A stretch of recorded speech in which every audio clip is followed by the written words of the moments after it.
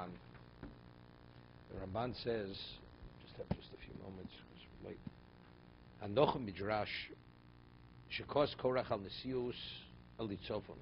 Rashi cites that because Elitzofon, who was the cousin of a younger brother of his father, and since he didn't receive that next appointmentship, he says it's an indication that Moshe is not bound to God, because if he was bound to God, following the laws of inheritance, there's a certain priority. So he should have received the third. So that Moshe skipped over him, it's his own evaluation. So if that's the case, he's even more qualified than Aaron, or maybe even than Moshe. Therefore, the whole thing is a farce. It's not the word of Hashem. It's Moshe's own thing. Okay? So he says, Bikini Gamal Gab Aaron. First, he was upset about Elitzofim, and also he was jealous of Aaron. Vikashtim Gam Kuna. So it started with Korach, and he says, then Dosan Avirim, they were drawn into this. So the question is, V'lo ala Bechora. Reuven is the Bechor. He says, it's definitely not the Bechor. Why? The first, Ki Yaakov V'yem hu ashed notlo mi Reuven notlo Yosef. It has nothing to do with Moshe. There's something Yaakov already took the birthright from Reuven and gave it to Yosef, right? The two portions. Avol gam him omru b'tayin osam lamiseinu b'amidbar. They said, you took us in the desert, we should be killed. Lo eretz zovas chol dvosh hev yisonu v'nei Yisrael b'yosam amidbar Sinai lo ira lehem shum ro. He says, when the Jews were in the Midbar, no evil befell them, meaning they should have been destroyed, but because of Moshe's continuous intervention, they were protected. Ki gam dvar egel shoyached godel b'fursam hoya mesim muotim. There were very few casualties, right? It was just 3,000 people. V'nitzlu b'tfiloso shel Moshe shisnapel aleim arbom yom v'arbom loylo. Right? He supplicated Hashem 40 days and 40 nights. V'hoy hinei hoyu ovim osa b'nafshem v'shom meilov. They would dedicate with their lives. They had such a level of love for him. Whatever he said, they followed. Because they saw his level of what he did for them. V'ilu hoyu odom mored al Moshe b'zmanahu. If anybody would dare even to try to usurp Moshe's authority, they would stone him to death. That would be the reaction of the people. So as much as Korach was seething until now, he had to keep quiet. Therefore,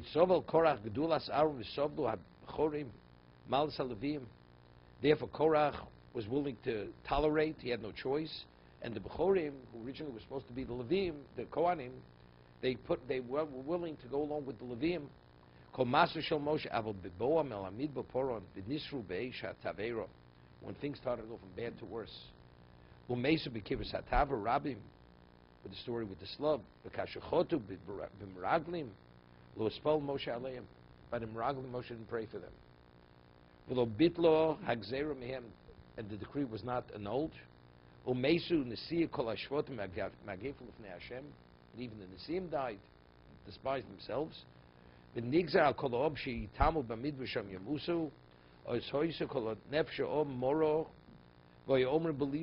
So they were all embittered, and they said within their hearts, Moshe's leadership is disastrous. All kinds of mishaps are happening on Moshe's watch. Now I'm seeing this weak point. Now Korach comes to what? To usurp Moshe. He thought people will be, now they'll listen to him. He'll be able to incite them, to antagonize them against Moshe Rabbeinu.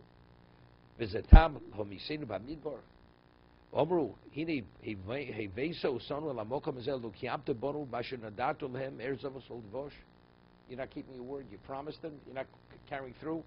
We're going to die. We're going to be totally annihilated there. Even though you said our children will go in, our children already experienced what we experienced.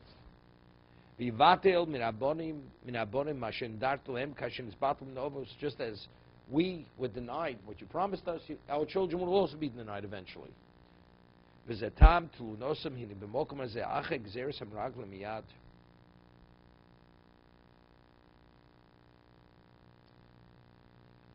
he says,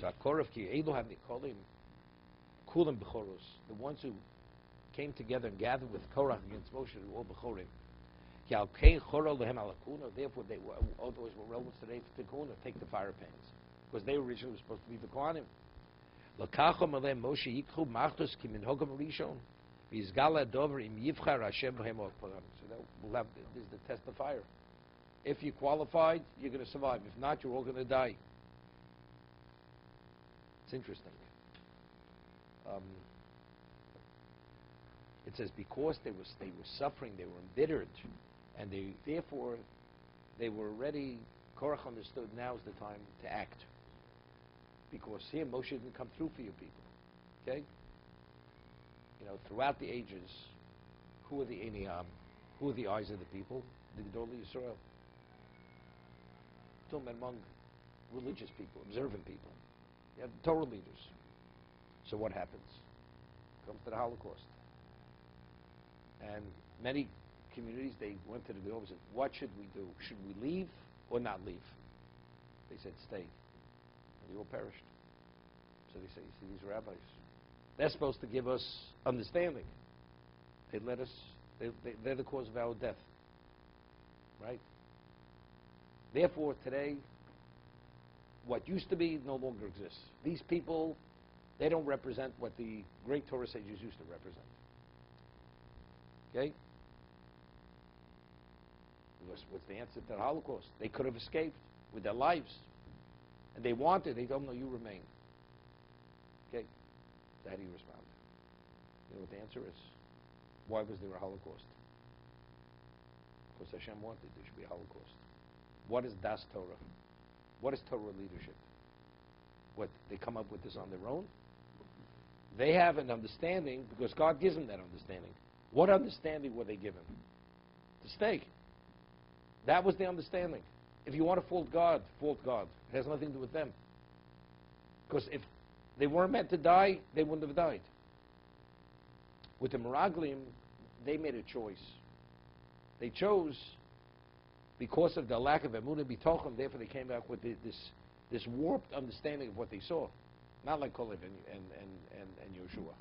That was the story. Had nothing to do with this. This was a decree. There has to be a Holocaust. So many Jews have to die. That was it. Now, how do you bring it about? They go to the leadership and they say, the Das Torah says you have to stay. What's Das Torah? Das Torah is Das Hashem. That's what God wants. God wants that 6 million Jews should die in the Holocaust. That's what God wanted. Finished.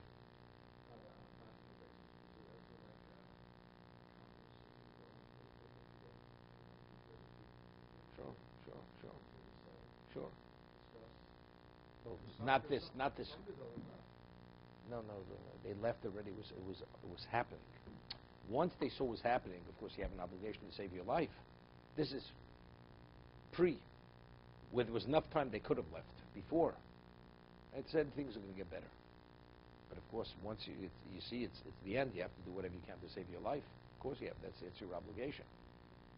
But we're talking about where, at that point before you saw what was actually happening. So they advised you wrongly? No. They advised them rightly. What's right and what's wrong? Right is what Hashem wants. Okay? To be continued.